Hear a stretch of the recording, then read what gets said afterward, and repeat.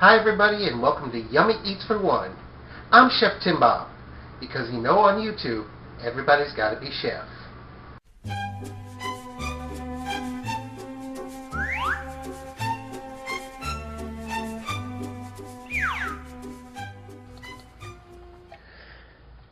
Hi, today we're going to do red wine dipping sauce for beef. And why does I say beef rather than steak, you ask? Well, even if you didn't, I'll tell you anyway. Because say you have some roast beef slices and want something to dip your fork into. It's awesome! It also works great for lamb. Pork, it's possible. Chicken or fish, not so much. Okay, first you need a quarter cup of red wine, plus 2 tablespoons in a little bowl for later.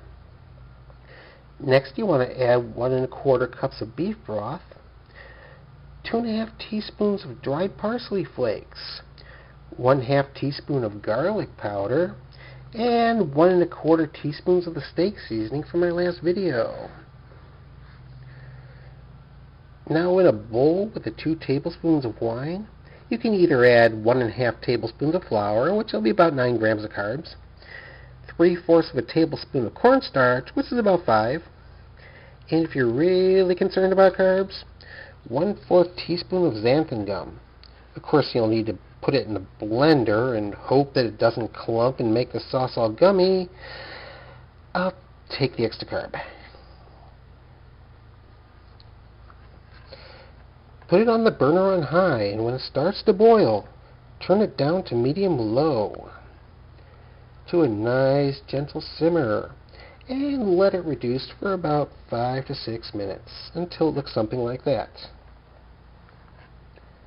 Next you want to add your slurry, and then let it simmer for about another 5 minutes.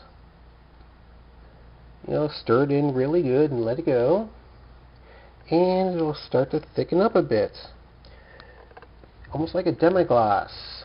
Now you want to remove it and put 1 tablespoon of butter in a pan and brown it. Don't just melt it, but brown it. It'll have a complete different taste. Let it go until it looks kind of like that, and then bring your other pan back and pour in the butter, and let it simmer for about another 5 minutes. Of course, you can always do the butter in another burner, but I had the camera set up so you can actually see something, and I didn't feel like it. After about 5 minutes, turn off the heat. It won't be super thick, but that's okay. What I would do next is let it cool, then put it in a container and put it in the fridge for at least a few hours. It'll melt the flavors and thicken up. Plus, it'll be ready to go when you want it. And this is how it looks the next day, like a gravy. When you want it, put it in a little bowl and nuke it. Or if you cooked a steak in a pan, throw in some for about 15 seconds while it heats up and the steak rests. Bon appetit, everybody.